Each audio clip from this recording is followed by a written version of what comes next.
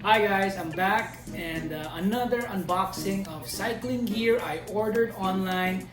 This time it's from a brand that a lot of Filipinos know dahil ito yung parang naging sikat na conyo brand na in-order, which is RAPHA. So we've been seeing a lot of people wearing RAPHA. So out of curiosity, I just wanted to order myself some jerseys also from RAPHA to see what the big fuss is about. I mean, it's one thing that a lot of people are wearing it, pero hindi naman dahil sa uso lang siya. I'm sure maganda rin naman yung quality niya, and that's why I ordered for me to be able to find out for myself. So it arrived via DHL. Actually, yun nga, since I learned also na you can't go above 10,000 para di ka matax, so that's what I did. I went below 10,000. I'll show you an image of my receipt about the items I got. Mabilis yung shipping niya. I think I got it in less than a week. Yun nga, again, through DHL. So, nakakatuwa, no? I mean, syempre, yung excitement mo pag nag-shopping ka, ayaw mo nag-aantay ka ng matagal. And ako, very impatient ako. And ngayon, makikita na natin kung ano yung pinili ko. So, let's open it up.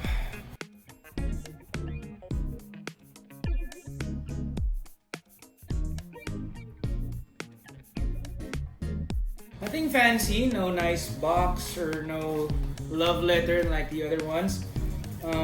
It does come with just a receipt, I guess. This one came from the city, London, country, GB, Great Britain. Company name, RAPHA Racing Limited, Imperial Works, 18 Hileyard Road.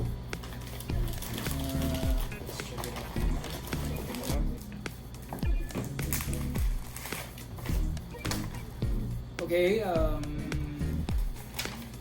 yeah, nothing much here. It's just, again, the receipt where it came from.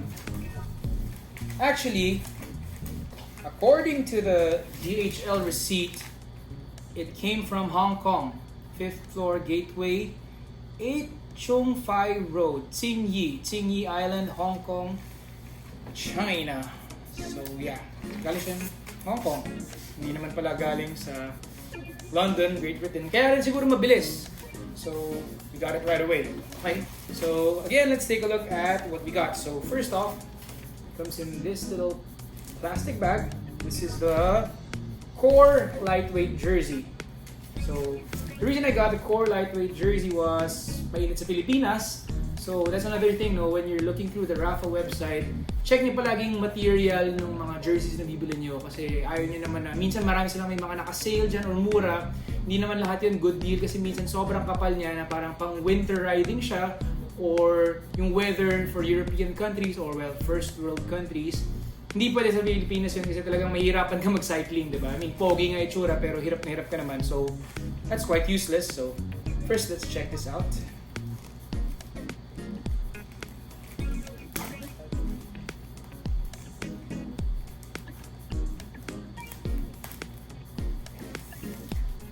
Yun. Ganyan siya. Yung pink. This tag. Let's see. There you are.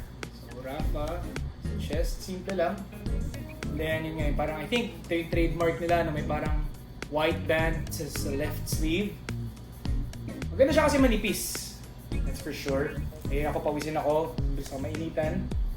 Yung likod niya, also you have RAPHA here sa ilalim. 3 pockets.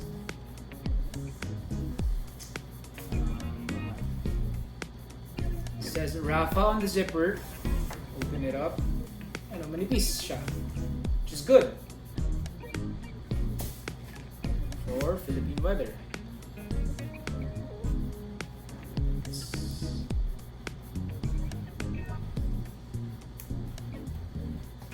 Makita nyo na again it has that band. Pero interestingly enough, sa likod lang yung band niya. It doesn't go all through out the lining sa ilalim. Sa ilalim, dun sa gitnang part. Dito lang siya. I guess para hindi siya umangat pag sa lower back natin. Here it says Island Classic, Luke O'Shea. There's no escaping it. Summer mornings in Hong Kong are hot and humid, like Philippines. Passing the south side of the island, you'll see locals who have risen early for a swim at Deepwater Bay. Climb and descent is on repeat, like the famous mantra. It never gets easier, you just go faster. The reward is seeing the sunrise over Shek O Beach. I don't know if I pronounced that correctly.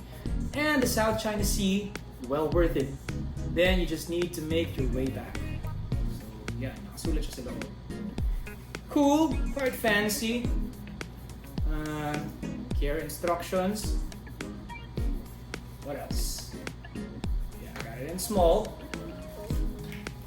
So that's our core lightweight jersey. I think parang okay siya na parang pang quick rides or pag mainit nga talaga yung sikat ng araw. Ito siguro yung gagamitin ko. Now let's check out the other one I got. So this one is the Classic Jersey 2. I got it in white. So meron na akong isang lekol na white and gray. Ito naman all white. Let's check it out.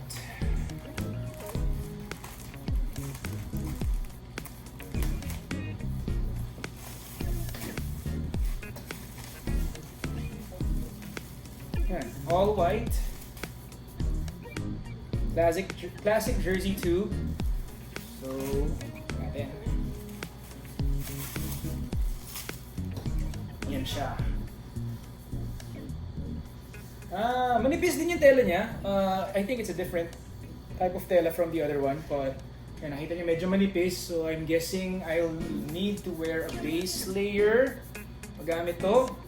See? Again, that trademark RAPHA na band sleeve. And this one has embossed logo ng RAPHA. Ito wala siyang nakalagay sa chest na RAPHA, no branding. Wala din siyang branding sa likod. But this one, the difference is this one has actually a zipper. So okay yan, may zipper. Diyan ako nagalagay ng pera. And yan, sorry. 3 pockets. This one has something inside the pocket. Oh, may letter na naman siya. Inside. We'll do the descents together and whoever comes second pays for the aperitifs this evening. Henry Anglade. Parang nakakatuwa yung RAPHA, no? Parang meron siyang fortune cookie. May mga messages siya para sa'yo sa damit niya. Damit nga. Yun, meron siyang lining na orange sa zipper. Manipis siya. So actually, yun nga, pinocus ko kasi kunin yung mga maninipis. And, oh wait, sorry. Iba to. Meron siyang parang band na nga sa gitna. And, it has this thing. I'm guessing you can tighten the jersey para hindi rin siya umaangat. Yun, no? Tighten mo siya. And you can adjust it. So, later on, I'll try it out. I'll try to adjust it and find the proper fit. And also care instructions. And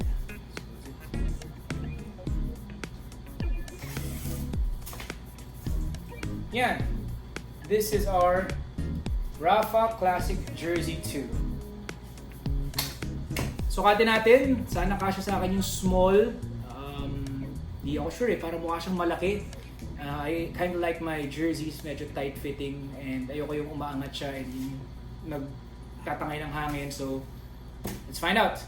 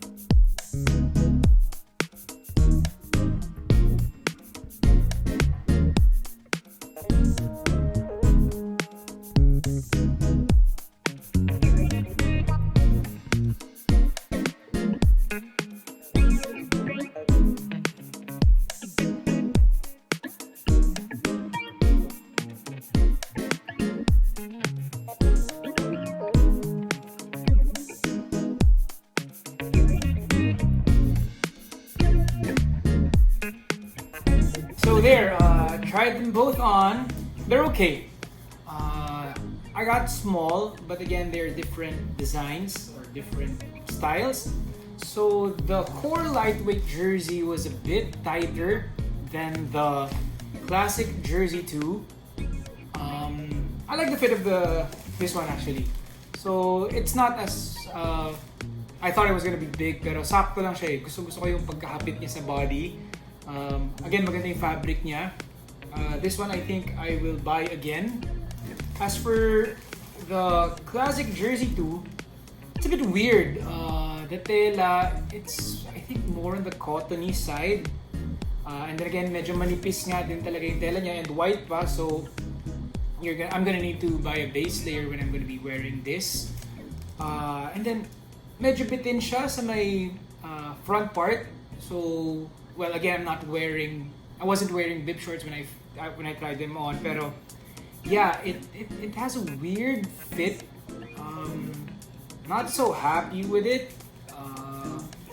Overall, I think RAPHA's okay. I wouldn't really say that it's the best one that I've bought so far. I have some jerseys that are actually I'm happier with, like better quality, better tela, better fit. But maybe again with RAPHA, there's so much different designs, no? Different styles also. Maybe this is not the style for me. I'm not sure. It doesn't fit well with my body. I don't know. Am I bloated today? If you have any thoughts on which type of style I should get, please feel free to comment. Let me know what your favorite RAPHA style is. Try to save money and buy and order again and see if okay mga recommendations nyo. But yeah, RAPHA's okay. The hype behind the brand, it's okay. I think it's more of the marketing, the brand image that they have. But with regards to the quality, yeah, with what I bought, they're okay. Not super impressed, you know, like the others. How impressed I was with the others. This one's just okay. So yeah, feel free to comment and see you next time.